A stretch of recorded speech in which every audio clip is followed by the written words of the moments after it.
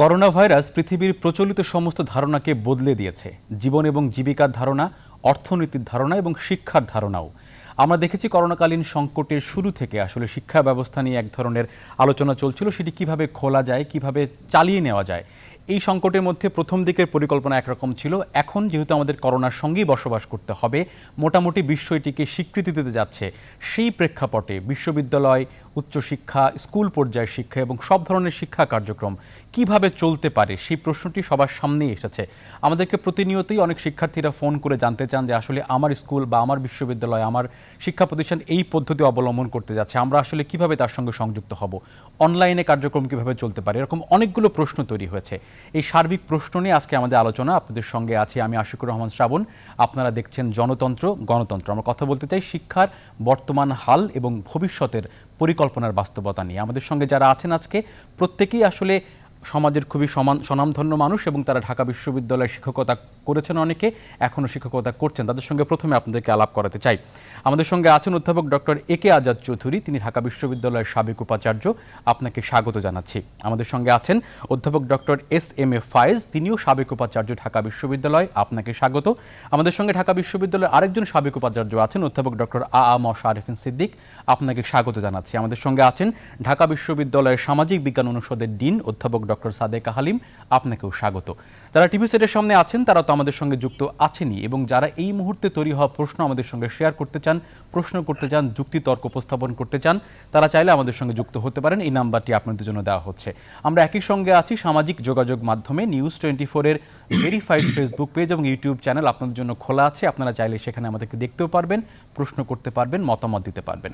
আমরা কথা বলতে চাই আসলে এই প্রেক্ষাপট, আমরা যখন 3.5 মাস অতিবাহিত করলাম করোনা সংকটের মধ্য দিয়ে, পৃথিবীর অন্যান্য দেশের বিশ্ববিদ্যালয়, স্কুল এবং কলেজ কি করছে এবং তার প্রেক্ষাপটে আমাদের বাংলাদেশি শিক্ষা কাঠামো কিভাবে চলছে বা কিভাবে চলতে পারে সামনের দিনগুলোতে, সেই প্রশ্ন নিয়ে আসলে প্রথমেই সাদেকা হালিম আপনার কাছে আসতে চাই। আসলে এই মুহূর্তে পাবলিক বিশ্ববিদ্যালয়ে অনলাইন কার্যক্রম চালু করার জন্য প্রস্তুতি কতটুকু আছে? আপনারা কি মনে করেন কিনা আসলে এই প্রেক্ষাপটে অনলাইনটাকে গুরুত্ব দিয়ে শিক্ষা কাঠামোতে আবার ফেরা উচিত? আর যদি মনে করেন তাহলে আপনার পক্ষে যুক্তি কি আছে এবং বাকি শিক্ষা কাঠামো কিভাবে তৈরি করা যেতে পারে? সাদেকা হালিম। ধন্যবাদ আপনাকে। ঢাকা বিশ্ববিদ্যালয়ে আমি প্রায় 3 দশক ধরে কাজ করছি, শিক্ষকতা করছি, এবং আমি এখন বর্তমানে নির্বাচিত ডিন হিসেবে আছি সামাজিক বিজ্ঞান অনুষদে। আমাদের যিনি আমাদের আসলে অভিভাবক ঢাকা বিশ্ববিদ্যালয়ের মাননীয় উপাচার্য, ওনার সাথে আমাদের ডিনস কমিটির মিটিং কয়েকবার হয়েছে, এবং এই অনলাইন শিক্ষায় কার্যক্রমে আমরা আসলে কিভাবে ঢুকতে পারি সেটি নিয়েও আমাদের বেশ কিছু আলোচনা হয়েছে। এবং পরবর্তীতে একটি নির্দেশনা আমাদের কাছে এসেছে যে আমরা ডিনরা তারা উদ্যোগ নিতে পারেন, তাদের সাথে যে বিভাগগুলি আছেন এবং ইনস্টিটিউটের ডিরেক্টররা বিভিন্নভাবে তারা উদ্যোগ নিতে পারেন। সেটাকে সামনে রেখে আমরা কাজ করছি। এবং আমি আমার অনুষদ নিয়ে আমি বলতে পারি যে আমার এখানে 16টি ডিপার্টমেন্ট আছে, 6000 ছাত্রছাত্রী আছে, প্রায় 300 জন শিক্ষক আছেন। এবং সেখানে যে বিষয়টি হচ্ছে যে আমরা একটি জরিপ করেছি, বিভাগ ভিত্তিক জরিপ করা হয়েছে এবং আর একটি সেন্ট্রালিও জরিপ করা হচ্ছে। তো সেখানে যেটি চলে এসছে বিভাগ ভিত্তিক, যে সেখানে ছাত্ররা কিন্তু শিক্ষা কার্যক্রমে ফেরত আসতে চায়। এটা বড় একটা জায়গা হচ্ছে যে শিক্ষা মানে যে শুধুমাত্র যে ক্লাসে পাঠদান করব পুস্তক ভিত্তিক তা নয়। এটি হচ্ছে যে আপনি যেটা শুরুতেই বলেছেন যে এই করোনা যে প্রাণঘাতী ভাইরাসটি মানুষকে শারীরিকভাবে আক্রমণ করছে এবং মনস্তাত্ত্বিক ভাবেও। ছেলেমেয়েরা অনেক দূর দূরান্তে ছড়িয়ে ছিটিয়ে আছে, এবং যখন তারা অনেক ত্রাণ সহযোগিতার জন্য যখন তাদেরকে আমরা বলেছি কাজ করার জন্য, তারা কিন্তু কাজ করেছে। তারা অনেকে ধানেও কেটেছে, তারা দুস্থ মানুষদের সহায়তা দাঁড়িয়েছে, তারা কিছু করতে চায়। আমরা যদি 71-এর যুদ্ধের কথা চিন্তা করি, সবাই কিছু না কিছু করেছিল স্বস্থান থেকে, এটাও কিন্তু একটা যুদ্ধের মতোই। সেহেতু এই ছেলে মেয়েগুলোকে আমরা ঘরে বসে রাখতে পারি না। তো এখানে আমাদের যেটা হচ্ছে যে আমাদের একটা প্যারাডিগমেটিক শিফট হচ্ছে, অর্থাৎ আপনার ডিসকোর্সের যে চেঞ্জ, সেটা হচ্ছে যে আমরা অবশ্যই ট্রেডিশনালি আমরা ক্লাসরুমে পড়াচ্ছি, আমরা ফেস টু ফেস ইন্টারেকশন করছি, কিন্তু এখানে যখন আমি অনলাইনে যাচ্ছি এই বিষয়টা কিন্তু উন্নত বিশ্বের বিভিন্ন বিশ্ববিদ্যালয়ে এটা অনেক জায়গায় চলছে। বাংলাদেশে এটা ওপেন ইউনিভার্সিটিতে চলছে, আপনি জানেন, যেটা আমরা জি। আপনার অনলাইনের মাধ্যমে এদেরকে শিক্ষা দেওয়া হয়ে থাকে। কিন্তু এখানে আমরা ছাত্রদের সঙ্গে যখন কথা বলেছি, অবশ্যই এটা আপনাকে চিন্তা করতে হবে যে পাবলিক বিশ্ববিদ্যালয়গুলি কিন্তু বেসরকারি বিশ্ববিদ্যালয়গুলির মতো নয়। আমি এখানে সাধারণীকরণ করব না, তবে পাবলিক বিশ্ববিদ্যালয় কিন্তু নিম্নবিত্ত একদম প্রান্তিক জনগোষ্ঠীর ছেলেমেয়েরা এখানে এসে পড়াশোনা করছে, সেহেতু সবার কাছেই যে ইন্টারনেটের অভিগম্যতা বলেন, অ্যান্ড্রয়েড স্মার্ট ফোন ইত্যাদি নেই। তো আমরা যেটা বলছি যে যাদের নেই তাদেরকে আমরা আইডেন্টিফাই করার চেষ্টা করছি সামাজিক বিজ্ঞান অনুষদের পক্ষ থেকে, যাতে আমরা তাদেরকে সহযোগিতা করতে পারি। এবং তারা, আমরা যখন আপনার এখন পাইলট বেসিসে আমরা কিছু ক্লাস নিচ্ছি, সেই ক্লাসে আমি দেখছি যে প্রায় 100-র উপরে ছেলে মেয়ে আসছে এবং অনেকে গাছে উঠেও ক্লাস করছে। তো আমি যখন জিজ্ঞাসা করলাম তোমরা গাছে উঠে পড়লে কেন, সেখানে আসলে ইন্টারনেট অ্যাক্সেসটা তাদের সমস্যা, কিন্তু তারা কিন্তু সম্পৃক্ত হতে চাচ্ছে। অনেকেই বলতে পারেন যে কেমন করে আমরা কাউকে ফেলে আমরা যেতে চাই না, আমরা এগোতে চাই না, এটা খুবই সত্য কথা, কারণ এটাই পাবলিক বিশ্ববিদ্যালয়ের স্পিরিট। কিন্তু আসলে আমরা কি করতে পারি, যেমন ধরুন এই যে বাজেটে বলা হয়েছে যে ইন্টারনেটের সার্চ চার্জ বৃদ্ধি করাবে, আমি ঠিক বুঝতে পারলাম না এটা কি উদ্দেশ্যে করা হচ্ছে। কেননা যখন ডিজিটাল বাংলাদেশ বলছি, যখন আমাদের মাননীয় প্রধানমন্ত্রী কিন্তু অনলাইন শিক্ষা কার্যক্রমের উপর গুরুত্ব দিয়েছেন, তিনি কিন্তু আপনার মোবাইল ব্যাংকিং এর মাধ্যমে গ্রাজুয়েট স্টুডেন্টদের ক্রেডিট দিচ্ছেন বা তাদেরকে মানে কিছু অর্থ সহযোগিতাও করা হচ্ছে, তখন আমরা কিন্তু আবার ইন্টারনেটের সার্চ চার্জ বেরিয়ে দিচ্ছি, আমরা মোবাইল ফোনের দাম বৃদ্ধি করছি। তো আমি সেজন্য বলবো যে এটা অবশ্যই এখানে আমার সাথে আজকে 3 জন আরো অনেকে আছেন, আমরা এই প্রসঙ্গ নিয়ে আপনি একটু পরে আলোচনা করতে চাই। আসলে সরকার এখানে কিভাবে প্রণোদনার সঙ্গে যুক্ত হতে পারেন পাবলিক ইউনিভার্সিটি, প্রাইভেট ইউনিভার্সিটি এবং বাকি শিক্ষা কার্যক্রমের সঙ্গে, ইন্টারনেটের দাম কমিয়ে নাকি জিরো ইন্টারনেট করে আসলে কিভাবে কি করতে পারে, সে প্রসঙ্গে আপনার কাছে একটু পরে আমি আসছি কথা বলার জন্য। আমাদের সঙ্গে একজন দর্শক আছেন, তার একটি প্রশ্ন আছে আমাদের কাছে। দর্শক, আপনার নাম বলে আপনার প্রশ্নটি আমাদের কাছে করবেন।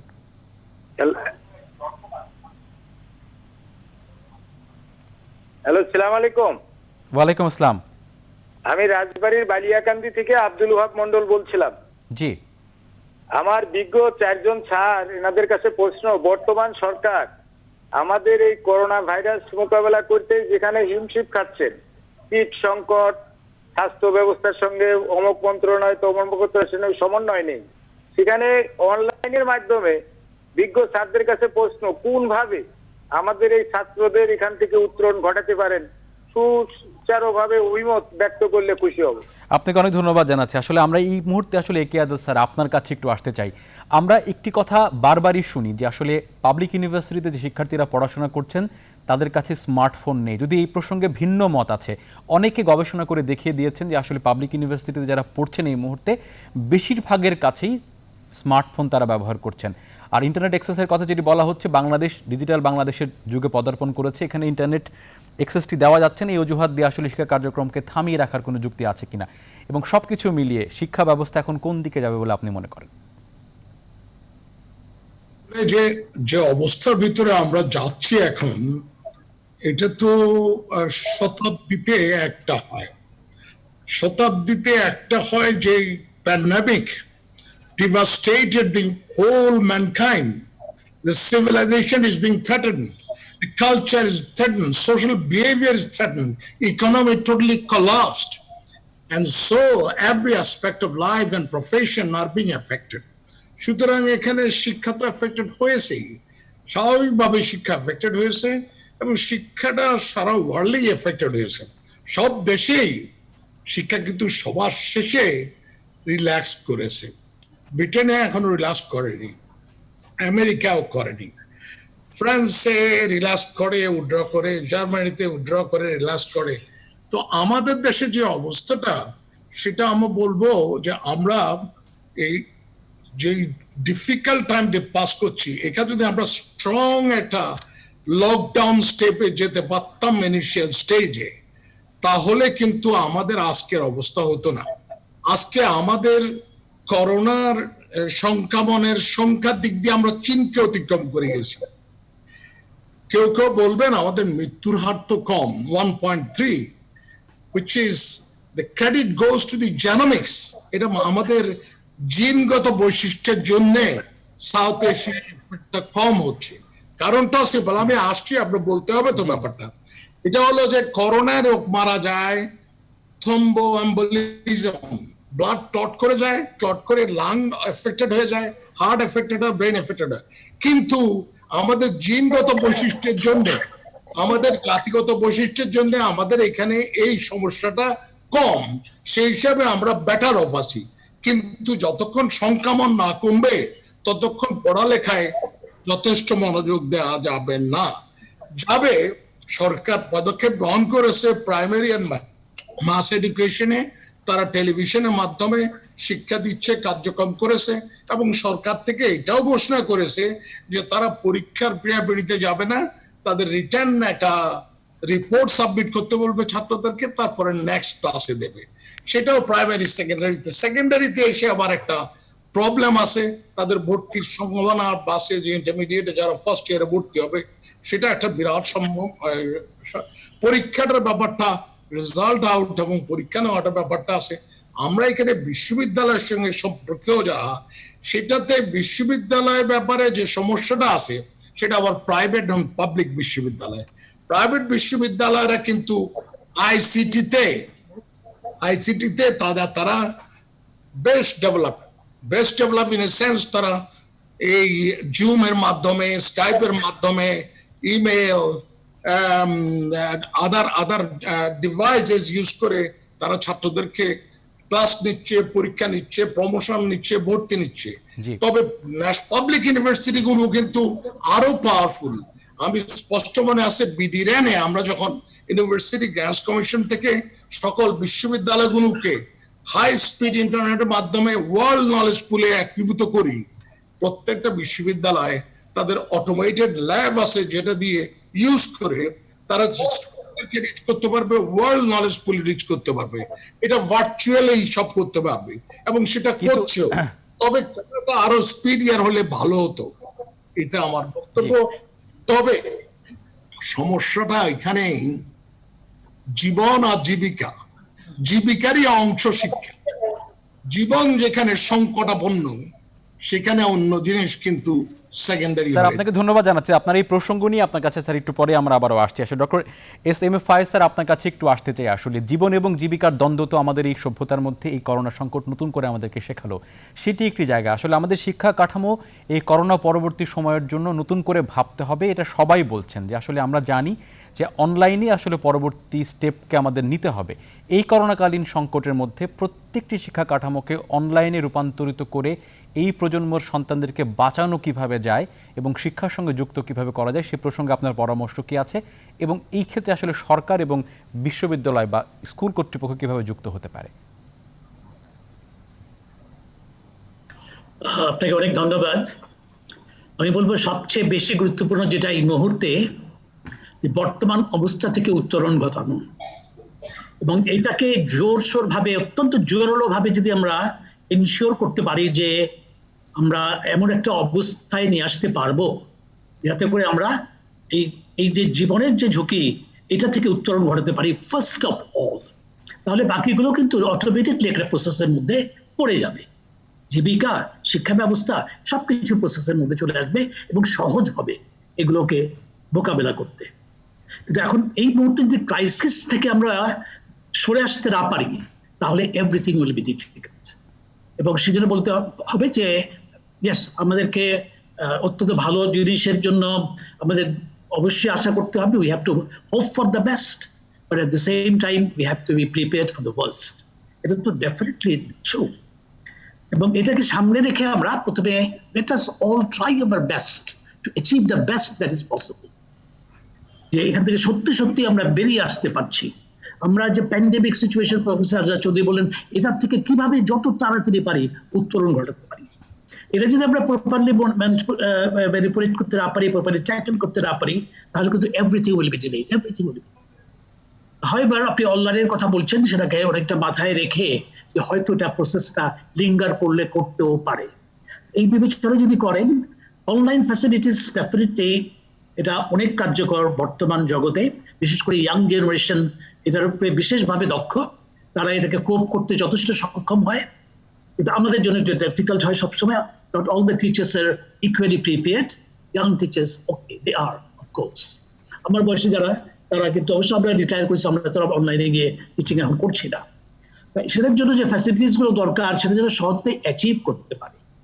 পাবলিক ইউনিভার্সিটির যে সিনারিও, এখানে ছেলেমেয়েরা গ্রামে গঞ্জে বেশিরভাগ থাকে, তাদের কিন্তু ইন্টারনেট ফ্যাসিলিটিস নাই, ওয়াইফাই ফ্যাসিলিটিস নাই, মোবাইল ডাটা সিস্টেম তাদের কাজ করার ক্ষমতা নাই। সবকিছু মিলে কিন্তু প্রাইভেট ইউনিভার্সিটিতে এটা সম্ভব এবং তারা করছে বলে আমার বিশ্বাস। পাবলিক ইউনিভার্সিটি গুলো ডিপার্টমেন্ট ওয়াইজ চিন্তা ভাবনা করে, ডিপার্টমেন্ট লিঙ্ক আপ করে তাদের স্টুডেন্টসদের সাথে। সাদেক হালিম বলছিলেন উনি তো dean of the faculty, is academic head of A faculty. Definitely ওনারা চিন্তা ভাবনা করছেন যে we have to connect ourself with the students. যেভাবেই পারি না কেন আমাদেরকে কানেক্ট করতে হবে, মোবাইলের মাধ্যমে বলেন, ইন্টারনেটের মাধ্যমে বলেন, যোগাযোগটা রক্ষা করতে হবে। আদারওয়াইজ কিন্তু একটা অ্যালার্মিং সিচুয়েশন হয়ে যেতে পারে, এই ছাত্রগুলো বেশ কিছু সংখ্যা ধরনের হারিয়ে যেতে পারে, ড্রপ আউট হতে পারে। জি এই সিচুয়েশন গুলো যাতে না ঘটে। স্যার, এখানে আরেকটি বিষয় কি আপনি একটু যুক্ত করতে পারেন কিনা? ধরে রাখা। স্যার, আপনি নিশ্চয়ই আমাকে শুনছেন, আপনার কাছে আরেকটি প্রশ্ন আছে আমার এই প্রসঙ্গে। শুধুমাত্র বিশ্ববিদ্যালয় পর্যায়ে শিক্ষক বা শিক্ষার্থী নয়, আসলে আমরা দেখি যে মাধ্যমিক এবং উচ্চ মাধ্যমিক পর্যায়েও একটা ভয়াবহ দোলাচলের মধ্য দিয়ে সবকিছু যাচ্ছে। স্ট্রিক্ট কোনো সিদ্ধান্ত এখনো আসেনি এবং যারা শিক্ষার্থীরা ঘরে বসে আছেন, মানসিকভাবে তারা এক ধরনের বিপর্যয়ের মধ্যে আছেন এবং অভিভাবকরা বিশেষ করে তারাও এক ধরনের বিপর্যয়ের মধ্যেই আছেন। অনেকের সাথে কথা বলে দেখেছি আমরা। আসলে এই মুহূর্তে তাদেরকে উৎসাহিত করার জন্য আসলে কোনো পদক্ষেপ তাদের জন্য অবস্থাটা আর একটু বেশি আমি বলবো খারাপ। তারা যে বয়সের যে চাঞ্চল্যতা তাদের মধ্যে কাজ করে, সবকিছুই তারা কিন্তু যে বেশি দিন যদি দূরে থাকে, ডিটাচ থাকে, এটা কিন্তু খুব খারাপ। ইউনিভার্সিটির ছেলেরা, কলেজের লেভেলের ছেলেরা, তারা কিন্তু আবার কোপ করে ফিরে আসতে পারবে খুব মোটামুটি সহজে। কিন্তু এই যে স্কুল লেভেলে, যেটা প্রাইমারি লেভেলে যে ছাত্রগুলো, তাদের জন্য ফিরে আসতে একটু ডিফিকাল্ট হবে। কিন্ডারগার্টেন যারা এখানে পড়ছে, ঢাকা সিটি বেস যেগুলো, তারা কিন্তু পরীক্ষা দিচ্ছে, তারা ক্লাস দিচ্ছে অনলাইনে। কিন্তু প্রাইমারি স্কুলে যারা কিন্ডারগার্টেনে পড়াশোনা না, অন্য সাধারণভাবে পড়াশোনা করছে, তাদের সাথে কানেক্ট করা খুবই ডিফিকাল্ট। ধন্যবাদ। আপনি আমাদের সঙ্গে থাকুন, আপনার কাছে আসছি এই প্রসঙ্গ নিয়ে আবার একটু পরে। ডক্টর আরিফিন সিদ্দিক স্যার, আপনার কাছে একটু আসতে চাই। এখানে অনেকগুলো বিষয় আলোচিত হয়েছে এবং তার মধ্যে আরেকটি বিষয় নতুন উপস্থাপন করেছি আমি, সেটি হচ্ছে যে শুধু শিক্ষার্থী এবং শিক্ষা নয়, অভিভাবকরাও আসলে এক ধরনের অনিশ্চয়তার মধ্যে আছে।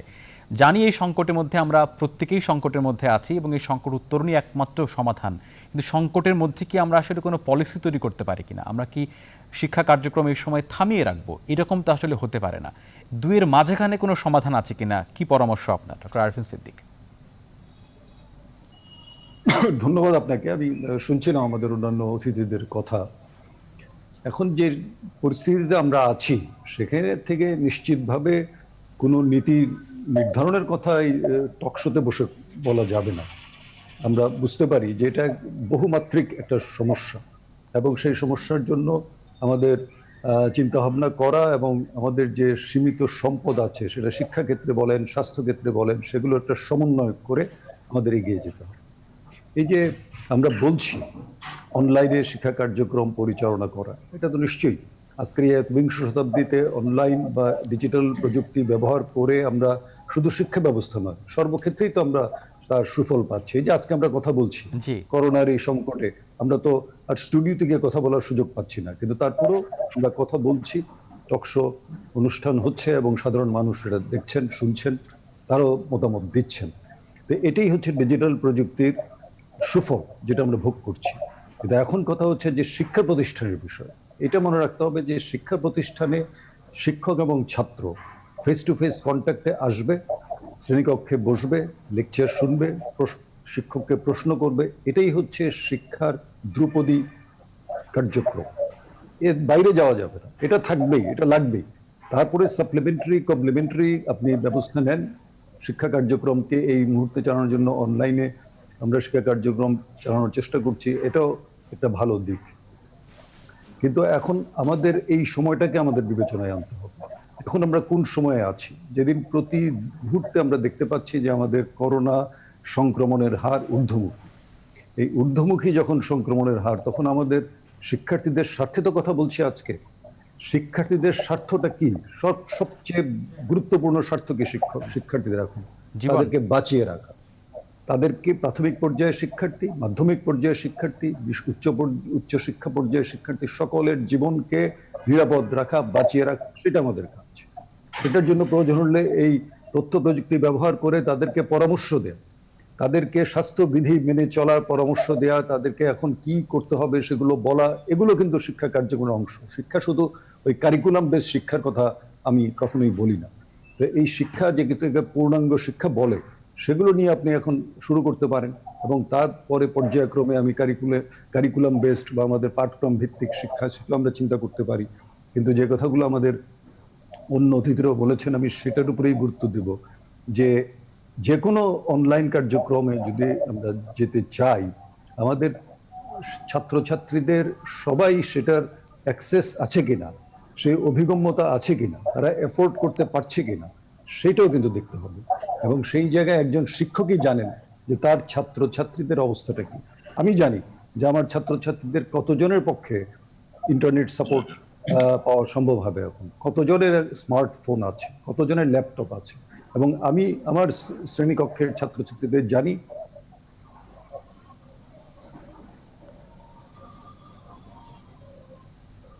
স্যার, আপনাকে শুনতে একটু সমস্যা হচ্ছে, সম্ভবত ইন্টারনেট কানেকশনের মধ্যে কোনো একটা ঝামেলা হবে ওখানে। আমরা আপনার কাছে একটু পরেই এসে যুক্ত হচ্ছে প্রসঙ্গে। বিরতি নেবার আগে আমাদের হাতে আর মাত্র 1 মিনিট সময় আছে। এই 1 মিনিটের জন্য আসলে একটু সাদেকা হালিমকে আমাদের সঙ্গে যুক্ত করতে চাই। বিরতি নেবার জন্য স্যারকে আমরা আবারও পেয়েছি, স্যার আপনার কথা শুনতে পাচ্ছিলাম না মাঝখানে। তাদেরকে সুযোগ সুবিধা দেওয়ার জন্য সরকারের পক্ষ থেকে এবং শিক্ষা প্রতিষ্ঠানের পক্ষ থেকে ঋণ দেয়া, বিভিন্নভাবে তাদেরকে সাহায্য সহযোগিতা করা, সেগুলো করে তাদেরকে আমাদের ওই আমব্রেলার নিচে আনতে হবে। যদি আনতে পারি, নিশ্চয়ই এই প্রযুক্তি তো ব্যবহার করার জন্য এসেছে এবং এই প্রযুক্তি আমাদের ব্যবহার করতেই হবে। স্যার, আরেকটা ছোট্ট প্রশ্ন আপনার কাছে, বিরতি নেবার আগে ছোট্ট করে জবাব চাই আপনার কাছ থেকে। আসলে আমাদের পাবলিক বিশ্ববিদ্যালয়গুলোর ইন্টারনেট ব্যবহার এবং এই ফ্যাসিলিটিজের মাধ্যমে ক্লাস করানোর সক্ষমতা কতটুকু আছে, সব যদি ওভারঅল আপনি একটু ব্যাখ্যা করে আমাদেরকে বলেন। আমার মনে হয় অধ্যাপক আজাদ চৌধুরী, উনি বাংলাদেশ বিশ্ববিদ্যালয় মঞ্জুরি কমিশনের চেয়ারম্যান ছিলেন, এবং ওনার চেয়ারম্যান থাকাকালীন যে বিডি রেন যে কথাটা উনি বললেন, বাংলাদেশ এডুকেশনাল রিসার্চ নেটওয়ার্ক, এই নেটওয়ার্কের যে সক্ষমতা পাবলিক বিশ্ববিদ্যালয়গুলোতে দেয়া হয়েছে, সেটা দিয়ে মোটামুটি ভাবে আমি মনে করি যে হয়তো ছাত্রছাত্রীদের সাথে অনলাইনে যোগাযোগ করা সম্ভব। স্যার, আপনাকে ধন্যবাদ জানাচ্ছি। বিরতি নেওয়ারও সময় হয়েছে আমাদের। বিরতির পরে এসে আসলে এই সংকটের মধ্যে সমাধান কি হতে পারে, কিভাবে শিক্ষক, শিক্ষার্থী এবং অভিভাবকদেরকে যুক্ত করে আমরা আসলে একটি ছাতার নিতে আনতে পারি, বিশ্ববিদ্যালয় এই সংকট সমাধান করতে পারি। আমরা বিরতি নিচ্ছি একটা, স্যার আপনাকে একটু পরে আমরা আবার যুক্ত করব। বিরতি নিচ্ছি, বিরতি নিয়ে ফিরে এসে বাকি আলোচনা করব আমরা।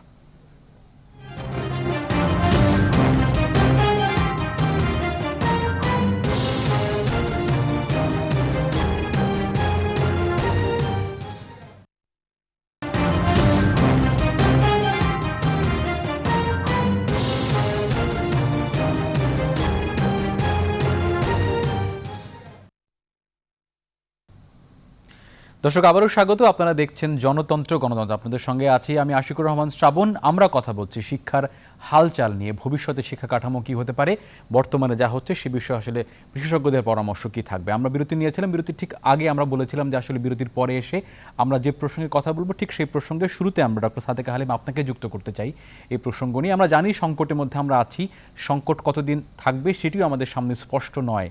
এই সংকটের মধ্যেও শিক্ষা কাঠামো চলবে কিনা, চালিয়ে নেওয়ার জন্য আমাদের প্রস্তুতি কতটুকু আছে, বিশেষ করে বিশ্ববিদ্যালয়গুলোর, পাবলিক বিশ্ববিদ্যালয়গুলোর, সেটি কি আপনি মূল্যায়ন করে বলবেন কিনা একটু আমাদেরকে? দেখুন, আমি আজকে 3 জন সাবেক উপাচার্যের সাথে আপনাদের সাথে সম্পৃক্ত হয়েছি। ওনাদের অভিজ্ঞতা আমার চেয়ে বেশি, কিন্তু আমার যেটা অভিজ্ঞতা যে বাংলাদেশে যে 53টি পাবলিক বিশ্ববিদ্যালয় এবং 103টি বেসরকারি বিশ্ববিদ্যালয় আছে, তারা সবাই কিন্তু এক কাতারে নেই, অর্থাৎ এক মানে নেই যে তারা একইভাবে অনলাইন শিক্ষা চালু করতে পারে। সেজন্য তাদেরকে এখানে আমার মনে হয় ইউনিভার্সিটি গ্রান্টস কমিশনের কিছুটা ক্যাটাগরাইজেশন করা প্রয়োজন, যাতে তাদের চাহিদাগুলো কি সেভাবে তাদের সাথে কথাবার্তা বলে তারা বুঝতে পারবে। ঢাকা বিশ্ববিদ্যালয়ে যেমন ধরুন বিজ্ঞান অনুষদে কিন্তু আমরা থিওরিটিক্যাল ক্লাসগুলি হয়তো নেওয়া সম্ভব, ফার্মেসি অনুষদ কিন্তু বেশ এগিয়ে গেছে, সামাজিক বিজ্ঞান অনুষদেও কিন্তু বেশ কিছু বিভাগে ক্লাস নেওয়া শুরু করেছে। অর্থাৎ ক্লাস মানে না যে আমরা যেভাবে ক্লাসরুমে নিতাম ঠিক সেভাবে নয়, আমরা ছেলে মেয়েদের সাথে সম্পৃক্ত হচ্ছি, যেটা আমাদের 3 জন অতিথি বলেছেন, আমি ওনাদের সাথে একদমই একমত। কেননা এইভাবে ছেলে মেয়েদের সাথে কিন্তু আমাদের একটা যোগাযোগ সৃষ্টি হচ্ছে। আমরা যদি তাদেরকে কোনো কিছুই না করি, এই সময়টা কিন্তু আমি আর ফেরত পাবো না। আপনি দেখেন উন্নত বিশ্ববিদ্যালয়, আপনি অক্সফোর্ড বলেন, আপনি কেমব্রিজ বলেন, আপনি ইউএস এর বিশ্ববিদ্যালয়গুলো অনেকগুলো 2022-23 পর্যন্ত অনলাইনের ঘোষণা দিয়েছে।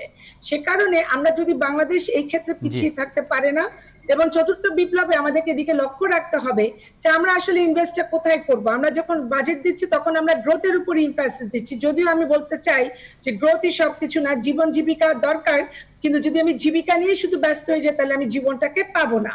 তো এই কারণেই আমাদের এখানে সরকারকে আরো একটু বেশি আমাদের বিনিয়োগ করতে হবে সায়েন্সের এডুকেশনের উপরে। আমাদের তেমন কোনো গবেষণা হচ্ছে না, এই প্যান্ডেমিকে সবকিছু উন্মোচিত হয়েছে। যেমন সালেকা আপা, আমাদের হাতে সময় একদমই কম, আপনি আপনার শেষ বাক্যটি বলেন, আমরা বাকি অতিথিদের সাথে কথা বলতে চাই একটু। আমার শেষ বাক্যটি হচ্ছে যে আমরা অনলাইনে অবশ্যই যেতে চাই, এবং সেই ক্ষেত্রে আমাদের যে ইন্টারনেটের যে সুবিধাগুলি সেটা আমরা, যেটা আপনি শুরুতেই বলেছিলেন যে আমরা পুরোটা ফ্রি দিতে পারি, সবারই তো দরকার নেই, যেটুকু আমরা আসলে এখানে ফ্রি দিতে পারি, এই কথাটি আমরা নিলাম। আপনাকে ধন্যবাদ জানাচ্ছি। আমরা আসলে এই ব্যাপারে একটু আজাদ স্যারের কাছে আসতে চাই। ডক্টর এ কে আজাদ চৌধুরী, আপনার কাছে আসি, সময় আমাদের খুবই কম, যদি 2 মিনিটের মধ্যে বলে শেষ করতে পারেন আমাদের জন্য খুব ভালো হয়। বিশ্বের অন্যান্য বিশ্ববিদ্যালয় কি করছে আর আমাদের বিশ্ববিদ্যালয়গুলো কি করছে? ভবিষ্যৎ তো আমাদের আসলে অনলাইনেই, জুমে আমরা অনুষ্ঠান করছি, ক্লাস কেন করতে পারবো না? ডক্টর এ কে আজাদ চৌধুরী। এটা আমাদের যেটা হবে, সোশ্যাল সায়েন্সের ডিন প্রফেসর ডক্টর সাদিক আলিম যেভাবে বললো, they are doing it. This is good, appreciable. It's not a difficult job. এখন ওই নেটওয়ার্ক যেটা আছে, সেই নেটওয়ার্কের আইডিটা যদি আমরা ছাত্রদেরকে মেইল করে দেই, তার প্রত্যেকেই স্মার্টফোন আছে, smartphone can be used for Viber, for Zoom, for Skype, for Messenger, এই সবগুলোতেই you can deliver lecture, you can follow up the students, you can get the feedback and you can update it. তার আগে একটা কথা হলো, বিশ্ববিদ্যালয়গুলো নিজেদের শিক্ষকদের, faculty শিক্ষকদের, ডিন মহোদয়রা সম্পৃক্ত হয়ে নেটওয়ার্কিংটা এনার্জাইজ করেন নিজেদের ভিতরে, then spread it to the students and whole university. And if we multiply this, all the universities are connected to the global knowledge pool. Oxford যেটা করতে পারবে, ক্যামব্রিজ যেটা করতে পারবে, হার্ভার্ড যেটা করতেছে, exactly similar things we can do it in Bangladesh and people are doing it. তা expedite করতে হবে। এখানে একটা প্রবলেম আছে, প্রবলেম হলো mental lag and mental setup.